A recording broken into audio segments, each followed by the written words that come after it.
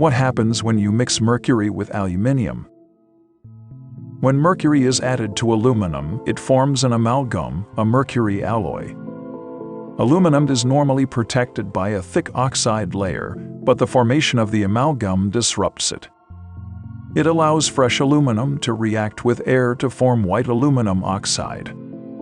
As the oxide grows, it forms as these cool white fibers. Things to observe and be careful with. When mercury, G, is mixed with aluminum, Al, the mercury forms an amalgam or a mixture with the aluminum. The mercury atoms bond to the surface of the aluminum, creating a metallic bond between the two elements. This mixture is not stable and it can release toxic fumes, which can cause health problems if inhaled.